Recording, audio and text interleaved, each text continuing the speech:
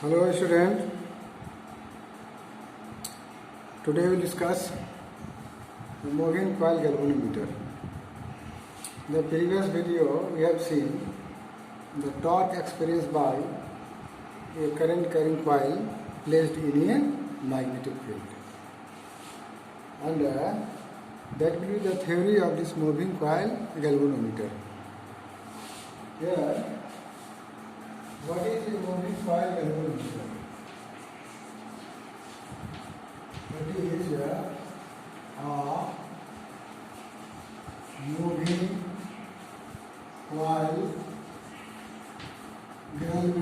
coil galvanometer. In shortcut, we can say this is the MCG. Name of this moving coil galvanometer, so named that in this galvanometer a coil rotates or moves in a magnetic field. Since the coil is moving, that's why the name of this galvanometer is called moving coil galvanometer. So it is a device. It is a device to detect electric current in a circuit.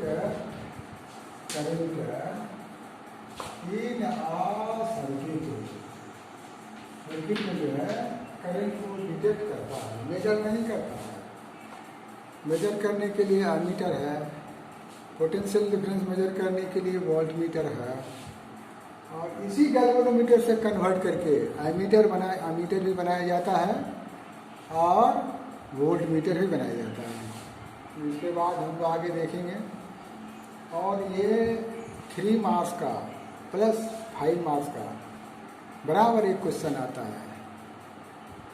Average बच्चा भी इसको आसानी से exam में लिख सकता है, और थोड़ा सा ध्यान देने पर इससे रिलेटेड न्यूमेरिकल को भी बड़ी आसानी से बना सकता है. इस डिवाइस का नाम मूविंग कॉइल गैल्वेनोमीटर क्यों रखा गया? क्योंकि इसमें ये coil current carrying coil rotates moves in a magnetic field. That's why name of the device is moving coil galvanometer. So there are two types of galvanometer. Types of galvanometer. Galvanometer का type क्या है? Type of galvanometer. तो note करो.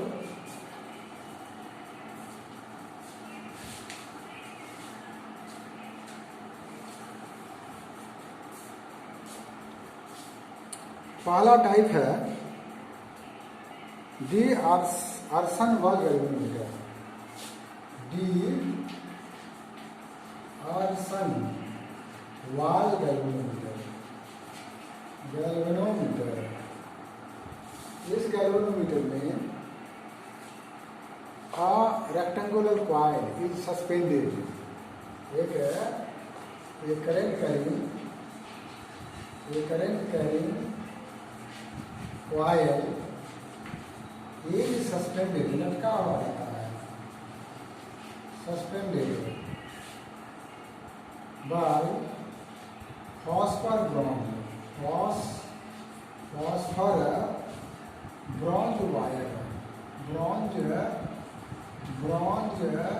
wire से लटका हुआ रहता है.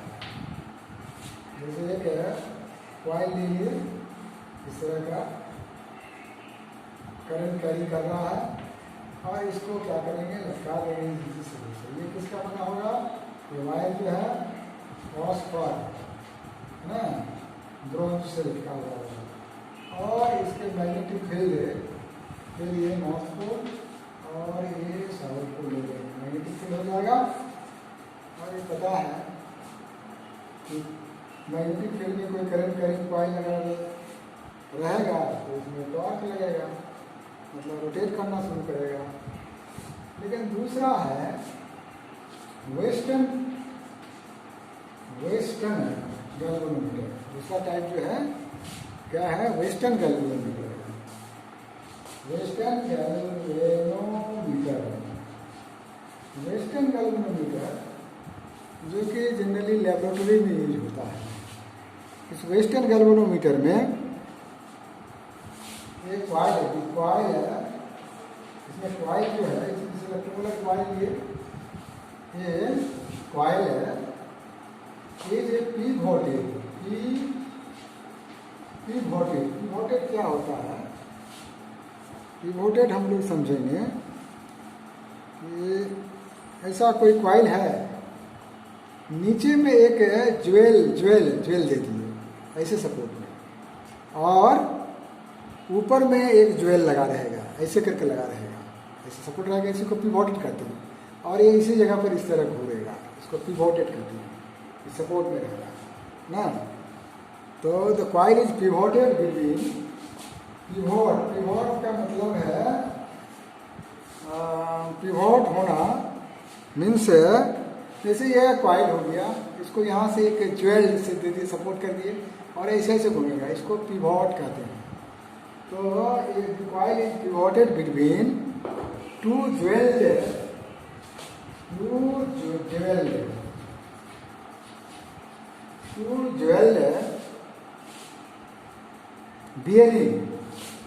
बियरिंग से ये रहेगा, बियरिंग्स बियरिंग मतलब बायरिंग जो कहता है, बायरिंग असल में होता है बियरिंग। लोग कहता है ना चक्का का बायरिंग खत्म होगा, बायरिंग नहीं होता है, बियरिंग होता है ना। दो इस पर जो है ये पिवोटेड होगा और वो घूमेगा, ये वेस्टर्न टाइप कहते हैं। और ये पोर्टेबल होता है और बहुत ज़्यादा क्या होता है, सेंसिटिव होता है, इसको लेबोरेटरी में यूज करते हैं। तो 1 मार्क्स क्वेश्चन कभी कभी आ सकता है, इस सब्जेक्ट का जाना है MCQ का कि ये जो है आर्सेनल में कौन सा वायर रहता है, तो फॉस्फोर ब्रोम रहता है, और वेस्टर्न टाइप में क्या होता है, वो पिवोटेड होता है, ये सेंसिटिव ज़्यादा होता है, लेबोरेटरी में यूज होता है ना, generally use in library, right.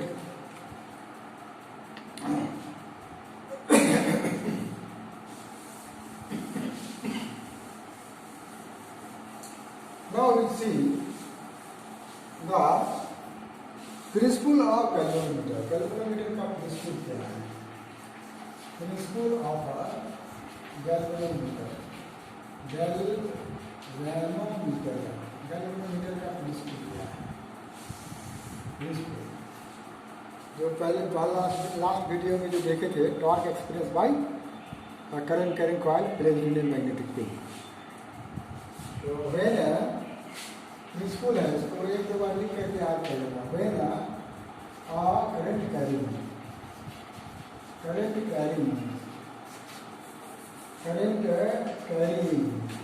Coil is placed in a magnetic field. Placed in a magnetic field. It experience क्या टॉर्क एक्सपीरियंस करता है। लास्ट वीडियो का एनिमेशन में निकाले थे, कितना टॉर्क एक्सपीरियंस करेगा, टॉर्क बराबर कितना था, that was the md sin theta, और ये टॉर्क बराबर हो जाता था कितना, m क्रॉस d। m क्या है, magnetic charge moment, four number n number of turn. ये प्रिंसिपल है। अब देखेंगे इसका construction. Let us see the construction में एक कनकेव फेस का मैग्नेट लेते हैं, कनकेव फेस का मैग्नेट ले लेते हैं, ये नॉर्थ पोल, और ये दूसरा जो है कनकेव फेस का जो है ये साउथ पोल लेंगे। इसके अंदर में रेडियल मैग्नेटिक फील्ड पैदा होगा, ऐसे ना, रेडियल मैग्नेटिक फील्ड पैदा होगा। और व्हाट डू वी डू, क्या हम लोग लेते हैं, तो कंस्ट्रक्शन टेक्स्ट बुक का जो कंस्ट्रक्शन है वही बनाना है। दूसरा जो बुक है उसमें बहुत जिग जग करके बना हुआ है। ये नॉन मेटेलिक फ्रेम, मतलब एल्युमिनियम का ले लेंगे नॉन मेटेलिक, या सॉफ्ट आयरन को ले लेंगे। एक है फ्रेम है नॉन मेटेलिक फ्रेम, इस तरह यहाँ रख देंगे। और एक्चुअली ये है ऐसे है, ऐसे भी दिखा नहीं सकते हैं। और ये जो मेटेलिक फ्रेम है इसके नीचे में ये लगा देंगे और ऊपर में ये, तो ये इस तरह करेगा, ये वोल्टेड हो जाएगा। और इस मेटेलिक फ्रेम के ऊपर में थीन, मतलब फाइन इंसुलेटेड कॉपर वायर को वुंड कर देंगे। फाइन या थीन इंसुलेटेड कॉपर वायर को क्या करेंगे, वुंड कर देंगे। ये कॉपर वायर इसमें लगा देंगे, ये कॉइल का काम करेगा। कॉपर वायर यही है, कॉपर वायर इसे कहते हैं। और ये पिवोटेड पोर्शन है, और इस कॉपर वायर में जो है करंट पास कराएंगे तो और यहाँ जो मैग्नेटिक फील्ड होगा वो क्या होगा, रेडियल मैग्नेटिक फील्ड होगा। इस तरह करेंगे तो ये इधर से जाएगा, इस तरह करेंगे तो इधर से निकलेगा, इस तरह करेंगे तो ये नॉर्थ पोल से निकलेगा, साउथ पोल में जाएगा।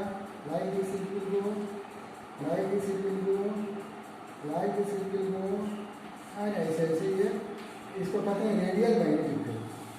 रेडियल मैग्नेटिक फील्ड कभी ये पूछ देगा what do mean by radial magnetic field and what is the necessity of radial magnetic field in the multiply element. और ये जो फ्रेम है, ये जो फ्रेम है, this is the non magnetic magnetic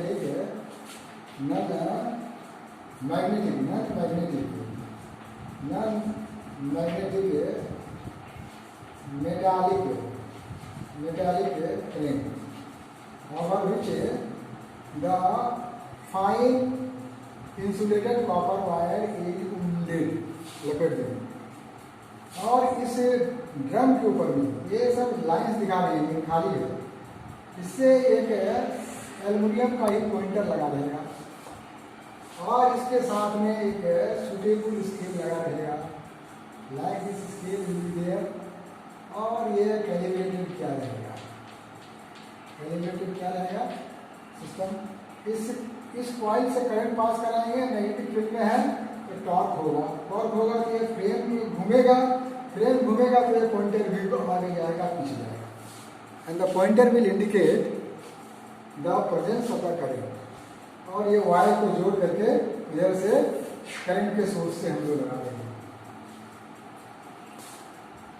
इस दोनों को जोड़ दिए ताकि अलग अलग होकर गिरे नहीं, इसलिए ये कनेक्ट किया हुआ है। नीचे से भी कनेक्ट कर देंगे ताकि दोनों मैग्नेट खुल के गिर न जाए। अब जैसे ये ट्विस्ट होगा उसको रोकने के लिए यहाँ पर एक स्प्रिंग लगा रहेगा, ये स्प्रिंग लगा करके यहाँ इसको फिक्स कर देंगे। ये अगर इधर घुसेगा तो ये स्प्रिंग में क्या होगा, ट्विस्टिंग होगा, मतलब उसमें रिस्टोरिंग टॉर्क, करंट पास कराएंगे तो it will rotate due to the torque, तो ये स्केल भी जाएगा इधर, तब ये स्प्रिंग बाइंडिंग होगा, मतलब इसमें रिस्टोरिंग टॉर्क पैदा होगा। और ये आ करके यहाँ रुक गया, मतलब डिफ्लेक्ट करने वाला टॉर्क और रिस्टोर करने वाला टॉर्क बराबर हो जाएगा। ये इसका वर्किंग है और कंस्ट्रक्शन है।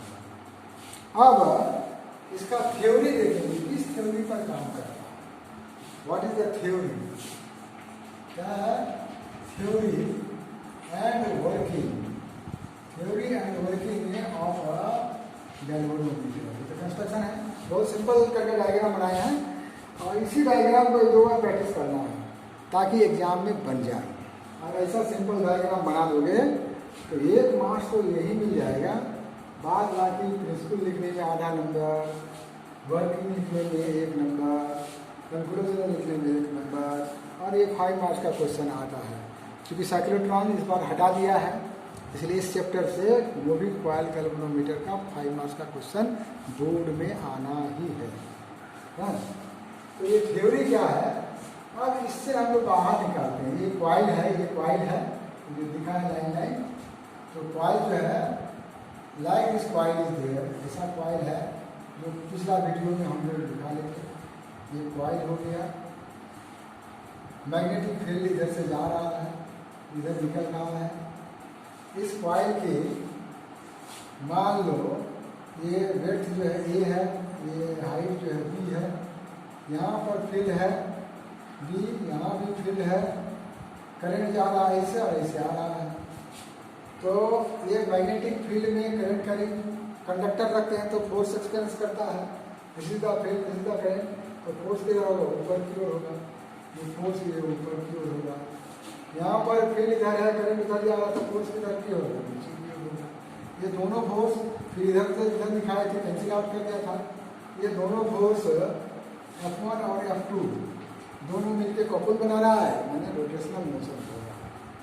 तो ये F का वैल्यू कितना निकाले थे, F बराबर क्या था, I करेंट और L मतलब ये B, और क्या होगा कैपिटल B, और क्या होगा साइन थीटा।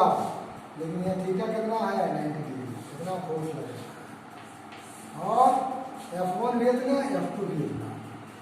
अब इसको हम लोग सिंप्लीफाई करते हैं, एक पार्ट ले लेते हैं। ऐसा एक पार्ट ले लिए, यहाँ पर नीचे की ओर फोर्स लग रहा है F1, ऊपर की फोर्स लग रहा है कितना F2, और ये बन गया एंगल क्या थीटा। लेकिन रेडियल फील्ड होने के कारण थीटा 90 डिग्री होगा। ये वैल्यू क्या ये है, तो this perpendicular distance between two force will be how much, A sine theta. तो टॉर्क कितना हो जाएगा, torque equal to what will be there, force into क्या है परपेंडिकुलर डिस्टेंस है। Torque experience by this coil plus ये magnetic field. Force कितना है, इधर वाला फोर्स भी आई बी कैपिटल बी, इधर भी कितना है आई बी कैपिटल बी है। तो either force multiply by perpendicular distance between the line and axis of the force is equal to. तो फोर्स ये कितना है I B capital B, I L B multiply by twice A sine of क्या, sine of theta. Theta यहाँ कितना होगा, आई हो गया, ए को यहाँ लाओ, बी को यहाँ रखो, और कैपिटल बी और 90 डिग्री रेडियल मैग्नेटिक फील्ड होने के कारण ये थीटा का वैल्यू 90 डिग्री होगा। 90 डिग्री तभी होगा जब रेडियल मैग्नेटिक फील्ड होगा। अगर रेडियल मैग्नेटिक फील्ड नहीं होगा तो वो कुछ ना कुछ एंगल बनाएगा।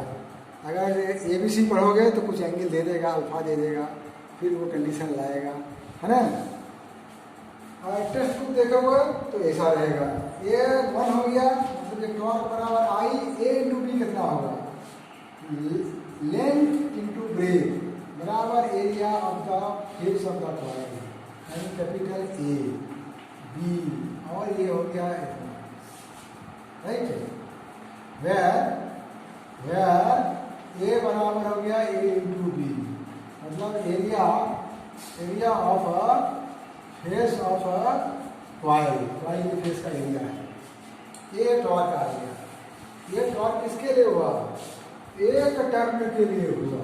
अगर इसमें n टर्न होगा तो क्या होगा, if there are n turns, एक टर्न से कॉइल बनेगा, तो for n turns, for capital N turns torque बराबर क्या होगा NI AB इक्वेशन होगा। जैसे करंट पास करेगा, जैसे तार निकाल दोगे, जैसे तार निकाल दोगे यहाँ पर तो इलेक्ट्रिक जोड़ देंगे, है ना, करंट इधर यहाँ जैसे निकल रहा है। तो इस टॉर्क के कारण क्या होगा, ये डिफ्लेक्ट होगा। जैसे डिफ्लेक्ट होगा इस स्प्रिंग में क्या होगा, ट्विस्टिंग होगा, तब वो उसको अपोज करेगा, रिस्टोर करेगा। करंट वहाँ बंद कर दो तो ये जो ट्विस्टेड एक कॉइल है वो छूटेगा और फिर अपनी जगह पर रिस्टोर हो जाएगा। ये जो टॉर्क है, इस टॉर्क को कहते हैं डिफ्लेक्टिंग टॉर्क। क्या है, डिफ्लेक्टिंग टॉर्क बराबर कितना हो गया NI/AB। लेकिन इसमें जो रिस्टोरिंग टॉर्क पैदा होगा वो क्या होगा, अधिक डिफ्लेक्शन हुआ, किसमें अधिक करंट बहाएंगे डिफ्लेक्शन अधिक होगा, तो ट्विस्टिंग अधिक होगा, मतलब रिस्टोर करने वाला टॉर्क बढ़ेगा, राइट। तो since restoring torque proportional to क्या होगा, अल्फा। अल्फा मतलब ये जो डिफ्लेक्शन होगा उसका। तो टॉ रिस्टोरिंग टॉर्क, इस अल्फा को प्रोपोर्शनलिटी को बराबर करेंगे तो सम कांस्टेंट के देंगे, के इंटू क्या आ जाएगा, अल्फा हो जाएगा। इक्वेशन 1 2 होगी। ये क्या है, स्प्रिंग कांस्टेंट। स्प्रिंग कांस्टेंट क्या है, फोर्स पर unit deflection, right. Spring constant class 11 में जब हम लोग क्या पढ़ रहे थे,